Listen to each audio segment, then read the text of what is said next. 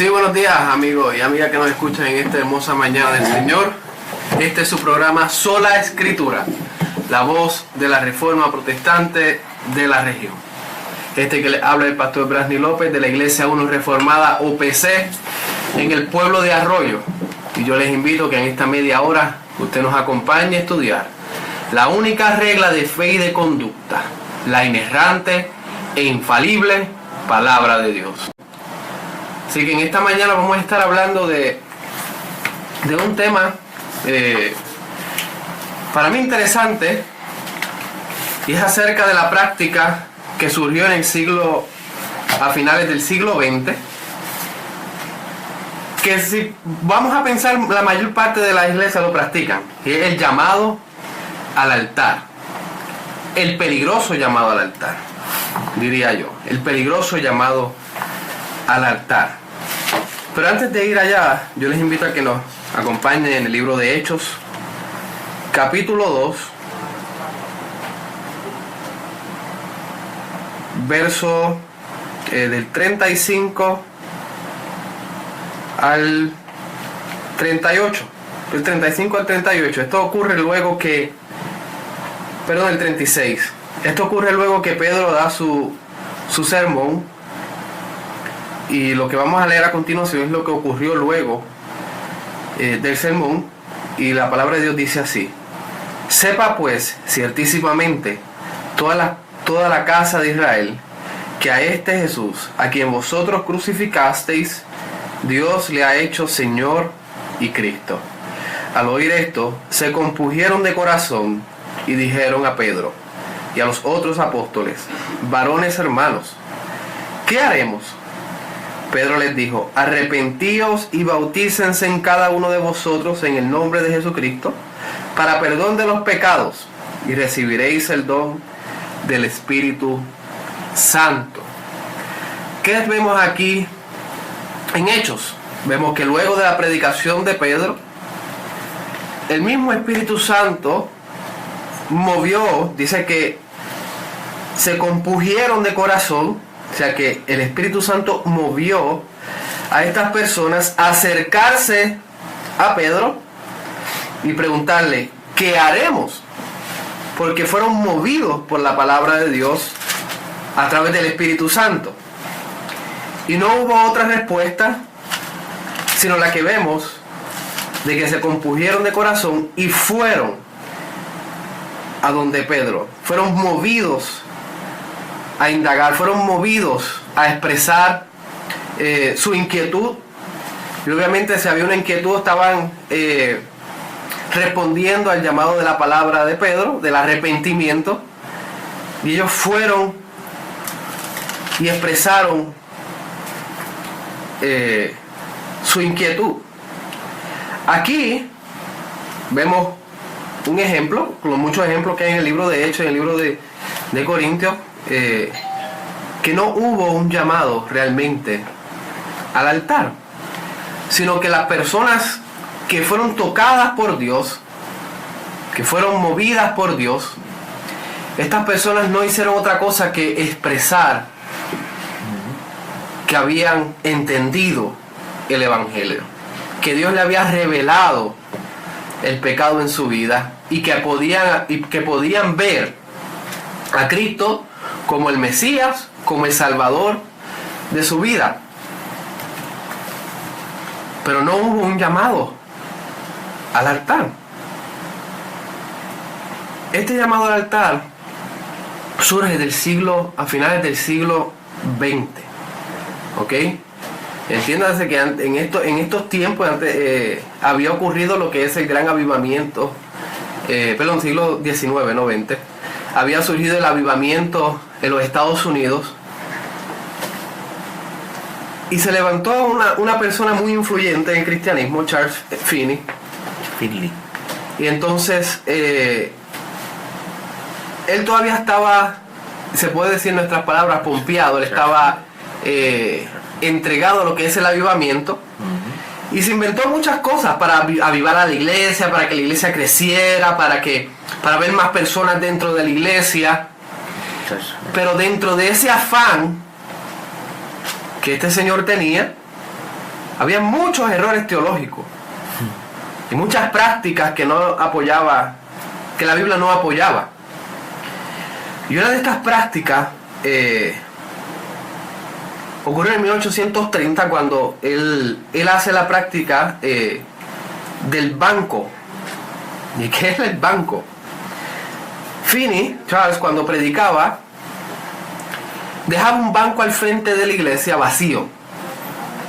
Y entonces todo aquel que se sentía ansioso o inquietado por la palabra o ansioso por alguna razón, él invitaba a esa persona a que se sentara en ese banco del frente para entonces predicarle directamente a esa persona, y luego de la predicación para poder orar directamente con la persona.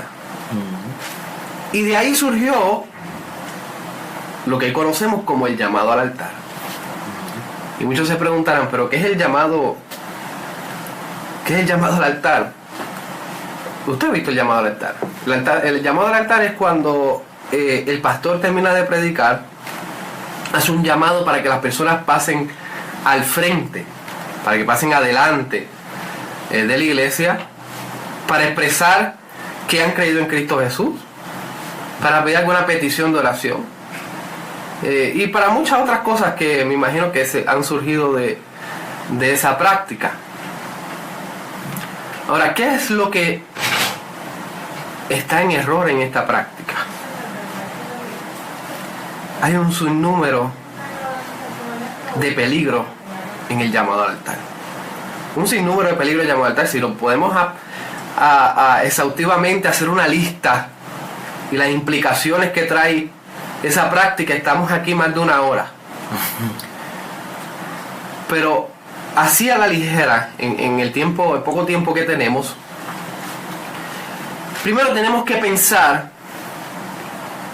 a quién se le debe rendir el servicio el día domingo. Y ya hemos hablado domingo anterior acerca de la adoración, pero parte de eso, ¿a quién le rendimos adoración en el día domingo, en el día del Señor?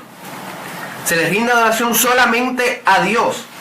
El servicio dominical, el servicio público de la iglesia, es solamente dirigido al único Dios verdadero. Toda adoración, toda alabanza, todo cántico, toda lectura debe ser bíblica y debe ser dirigido a exaltar el nombre de Cristo Jesús. Rendirle nuestros sacrificios a Dios. O sea que no es para el hombre.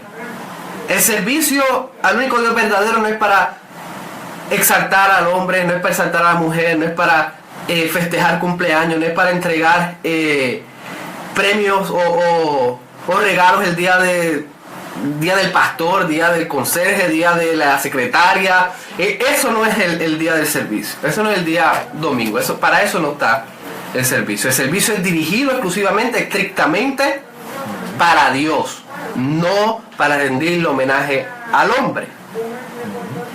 Y entonces usted se preguntará, ¿y qué tiene que ver eso con el llamado al altar? Que el llamado al altar, en cierta manera, desvía a quien estamos adorando.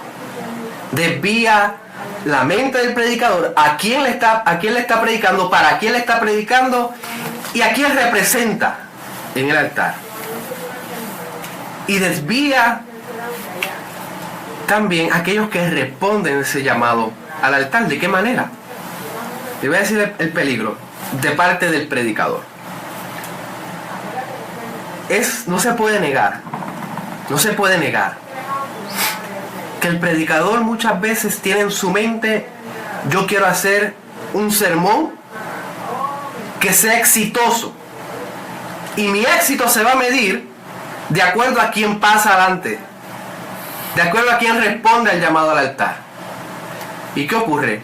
El pastor, con esa presión que tiene en la mente, o el predicador, comienza a usar metodología, comienza a apelar a los sentimientos, comienza a apelar a las emociones, se desvía de la exposición bíblica, si es que tiene alguna, ¿verdad? A veces empieza desde el principio sin exposición bíblica, sino solamente teología del hombre. Y se desvía, ¿para qué? Para mover a la gente con el propósito de que pasen adelante. Y entonces la predicación, el éxito de la predicación es por medio del llamado al altar. Y entonces cae lo que es el egocentrismo y la adoración al hombre, porque el pastor quiere que le digan, wow, qué sermón más bueno. Sí, porque movió las emociones del pueblo. De hecho, bueno, el llamado al altar es una distorsión de lo que realmente es la regeneración, ¿no? Las iglesias, o por lo menos los líderes religiosos hoy día, y lo que la iglesia hoy día ha creído es que el hombre puede regenerarse por sí mismo, lo cual sabemos muy bien que eso es una obra soberana del Espíritu Santo en el hombre. Muy bien. Cristo le dijo a Nicodemo, tienes que nacer de nuevo. Nicodemo entendió muy bien porque le dice a Jesucristo, ¿acaso puedo yo ya siendo anciano volverme a entrar al vientre de mi madre y nacer?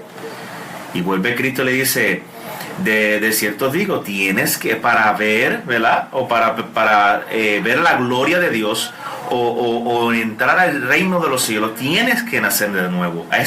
Cristo le está hablando de la regeneración. Más adelante Cristo le dice que eso es obra del Espíritu Santo de Dios. Eso significa que el llamado al altar no tiene ni la capacidad ni el poder para transformar al hombre de tal forma que lo traiga a Cristo. Ese llamado al altar, como tú muy bien mencionaste, es una obra creada por Charles Finney. Y no tan solo eso, también él creó lo que se llama la oración del pecador, que tú repites una oración, sí que, ¿verdad? Realmente nace de toda esa mala teología, que tú repites una oración y entonces cuando tú terminas de repetir esa oración te dicen ya tú eres salvo. Eso no es bíblico. Y de hecho los textos que utiliza para apoyar todo ese tipo de prácticas son textos completamente torcidos, transgiversados, distorsionados, ¿verdad? Con el fin de hacer creer al que está presente que es creyente, que es hijo de Dios, que porque tomó una decisión es salvo. Entonces ese llamado al altar, como muy bien James Adam se le llama la regeneración decisional, donde se le hace creer a la persona que porque tomó una decisión es creyente, porque pasó al frente. No es bíblico. La regeneración es una obra del Espíritu Santo, lo cual nosotros predicamos el Evangelio, y lo que debe hacer el predicador es esperar que los frutos lo dé Dios. Esperar que, así como cuando Pedro predicó, que respondió el pueblo y dijeron, pero espérate, entonces ¿qué tenemos que hacer? ¿Cuál es nuestro deber entonces? Y entonces él, sin quitar de en medio el arrepentimiento de los hombres de sus pecados, le dice, tienes que arrepentirte de tus pecados. Eso también dentro del llamado al altar, si es que quieren hacer algo bíblico, está completamente ausente. Porque Cristo y Juan el Bautista, comenzando por el Juan el Bautista, decía, arrepentíos porque el reino de los cielos se ha acercado. Y Jesucristo continuó diciendo lo que decía Juan el Bautista, arrepentíos porque el reino de los cielos se ha acercado.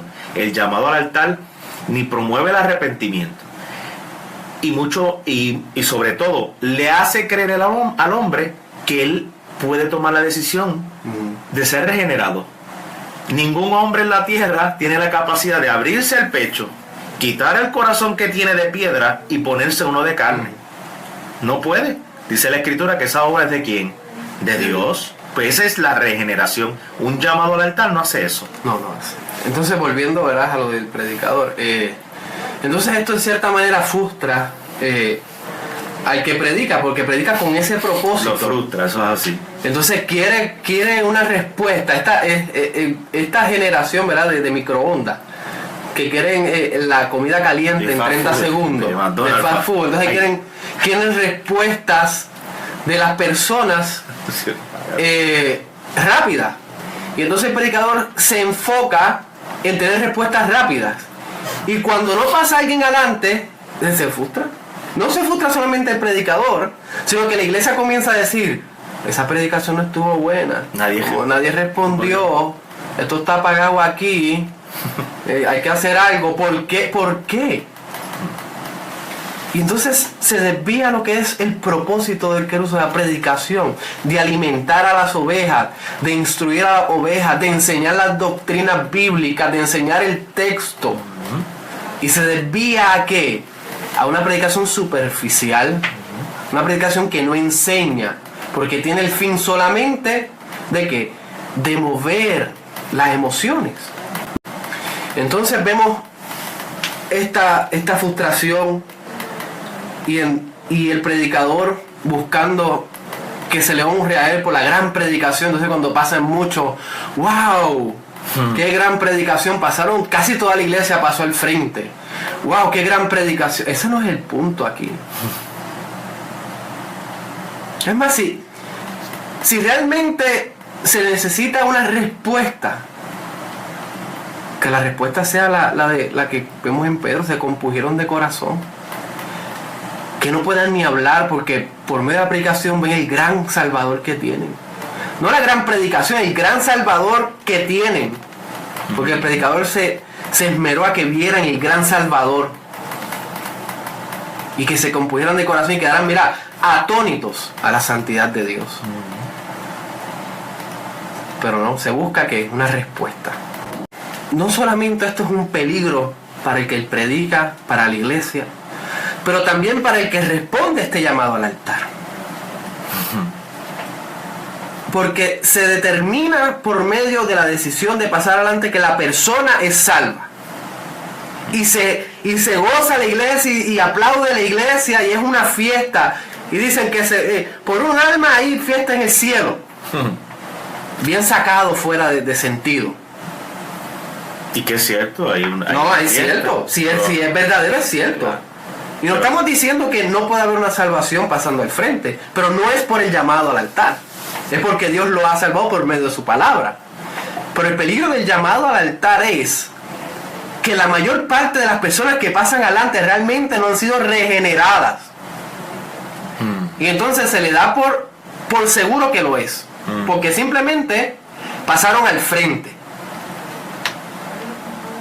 Y esto es una práctica de Charles también Finney, donde Charles dice la historia que Charles Finney venía, se aceptaba al Señor hoy mismo se hacía miembro de la iglesia, sin ninguna enseñanza, sin ningún filtro, sin ninguna entrevista, absolutamente nada. Porque quería llenar la iglesia. Esa es la práctica que hoy se ve. Entonces, se le da por sentado que la persona es salva. Mira, el cristianismo, escúchenme, el cristianismo no es una mera experiencia de una decisión. El cristianismo es un estilo de vida, es la vida misma el cristianismo. La manera en que usted sabe que una persona fue salva no es por la decisión que toma. Y nunca lo ha sido en la historia del cristianismo ni en la Biblia por la decisión que toma. La persona se da cuenta que es pecador, pone la fe en Cristo Jesús y lo que garantiza su salvación, obviamente el Espíritu Santo, pero lo que da frutos de su salvación es su vida. Es su vida. Exacto. Y entonces por ahí vemos personas que dicen, no, yo soy cristiana, viviendo una vida pagana, viviendo una vida de espaldas a Dios completamente. De espaldas a Dios, una vida completamente destrozada, sin ningún sentido del cristianismo, y te dicen, no, yo soy salva. Y te preguntas, ¿pero por qué tú eres salva? Es porque un día, hace 5 años atrás, yo pasé adelante de una iglesia. Y juntamente con el llamado al altar, nace también esta filosofía de que me aparté del Señor. Sí. Yo lo recibí y ahora estoy completamente apartado. No existe, no es bíblico. Si usted estaba en Cristo, se supone que todavía está en Cristo. Porque quien nos sostiene es Dios mismo. Nosotros no nos sostenemos a nosotros mismos en cuanto a la salvación. Es Dios quien nos ha llamado a salvación y es Dios quien nos hace perseverar. Porque ya hemos sido regenerados, transformados para su gloria. No puedo tomar la decisión para recibirle, ni tampoco puedo tomar la decisión para dejarle. Eso es una obra soberana de Dios y eso podemos confirmarlo, ¿verdad? Como Romanos capítulo 8 dice, una vez que hemos sido salvos, ni nadie nos podrá separar del amor de Dios, que es en Cristo Jesús. Ahora bien, la metodología que hoy se utiliza para hacer creer que el hombre es salvo no es bíblica. Dios no le ha dado el poder al hombre para hacer o regenerar a los otros hombres. El pastor no tiene el poder para decir tal fulano de tal y fulano de tal es salvo, porque ese poder no ha sido otorgado a él. Ese poder lo tiene el Espíritu Santo de Dios. Es solamente. Eso significa que si yo no tengo el poder para salvar a nadie, tampoco mis métodos ni nada de lo que yo invente o mi mente pueda ingeniarse para hacer creer que los hombres son salvos va a funcionar. Hay grandes predicadores, ¿verdad?, en los Estados Unidos. No recuerdo el nombre de quien lo dice. Teólogo dice: cuando comenzamos con métodos carnales a hacer creer a los hombres que son salvos, terminamos con una iglesia carnal. Porque hemos hecho, ¿verdad?, hemos hecho que el hombre crea que es salvo por simplemente haber tomado una decisión. Sí. Y que él mismo se regeneró, cuando bíblicamente sabemos que es la obra del Espíritu Santo. Y aquí voy a citar un texto rapidito, pastor, que dice en 2 de Timoteo capítulo 2, verso 25, hablando de que el hombre de Dios tiene que ser, ¿verdad?, pastor apto para enseñar, predicar bien el evangelio. Y dice: con mansedumbre, ¿verdad?, que corrija a los que se oponen, pues si quizás Dios les concede que se arrepientan para conocer la verdad. El arrepentimiento es una obra de Dios, enteramente de Dios, porque es lo mismo que la regeneración. El hombre no se puede arrepentir de sus pecados a menos que sea regenerado por medio del Espíritu Santo. El teólogo Charles Hodge, el teólogo, se puede decir el líder teólogo en el siglo XX, siglo XIX y siglo XX, era profesor en Princeton, y él describe la práctica de Charles Finney como otro evangelio. Dice: eso es otro evangelio. Inclusive él va más allá y dice: esa práctica es fatal para el alma del hombre. Es fatal para el alma del hombre, porque engaña al hombre. Como dije antes, el cristianismo no es una experiencia decisional. El cristianismo es la vida misma. Es Cristo en nosotros. Es el cambio que hace el Espíritu Santo en nuestras vidas. No podemos minimizar en una decisión. Es la vida dentro de nosotros, es Cristo Jesús dentro de nosotros, transformando nuestras vidas, ayudándonos a caminar en santidad, llevando al arrepentimiento diario de nuestros pecados. Entonces aquí entra la otra práctica errónea, donde dice: deja a Cristo entrar a tu corazón. Viene con la misma cola de Charles Finney. Deja a Cristo entrar a tu corazón. Recibe a Cristo a tu corazón. Ábrele las puertas. Porque Él es un caballero. ¿Quién es el hombre para impedir que Dios entre al corazón si Él quiere entrar? Dios entra al corazón de quien Él quiera. Él tiene misericordia de quien Él quiera tener misericordia. Y el hombre no puede frustrar el plan de Dios ni la salvación de Dios. Entonces dicen: acepta a Cristo como Salvador, como si fuera una opción en la vida. Tienes carro, tienes familia, tienes trabajo, tienes este otro. Pues, mira, te falta Cristo, acepta a Cristo como Salvador. No, como dije, Cristo es la vida. No es como una opción, es que es el Salvador. Es la opción única que tenemos. No una, es la única que tenemos para la salvación. Quería apoyar lo que estás hablando, pastor, sobre que Dios tiene misericordia de quien quiere, que está en Romanos capítulo 18, Romanos 9, para todos los radio oyentes, de lo que el pastor acaba de mencionar. Romanos capítulo 9, versos 18, o puede leer Romanos 9 completo, que habla de la salvación soberana de Dios. Y ese verso 18 dice: de manera que de quien quiere tiene misericordia, y al que quiere endurecer endurece. Amén. Es Dios quien salva. Aquí toda la gloria, toda la honra es para el único Dios verdadero. Es Cristo quien salva. No es más nadie. Nosotros sentimos que somos nosotros los que decidimos, pero es Dios cambiando nuestra voluntad. Nuestra voluntad de pecador es no acercarnos a Dios, es no buscar de Dios, es hacer lo malo. Una vez el Espíritu nos regenera, Él cambia nuestra voluntad a querer buscarlo a Él, a ver nuestro pecado, a ver a Cristo como el Mesías, como el único Salvador de nuestras vidas. Pero es Dios quien cambia nuestra voluntad. Eso es así. Y Él no nos preguntó si lo dejamos entrar a nuestro corazón o no. Él salva a quien Él quiere salvar, por su misericordia, por su gracia. Sí, porque como dice... Y eso es precioso. Sí, obviamente Dios no le pide permiso al hombre. ¿Por qué? Porque el hombre en sí mismo no quiere. No se ganó el infierno. O sea, Dios no tiene primero que preguntar al hombre si quiere ser salvo, porque no puede. Eso es lo primero. El hombre no puede, como dice Romanos capítulo 3, que no hay ni siquiera uno, no hay quien haga lo bueno, no hay quien busque a Dios. Romanos 3, versos 10 y 11. Y por ende, Dios no es un caballero, Dios es soberano. Soberano, así es. Así que Dios les bendiga y que tenga un buen día del Señor.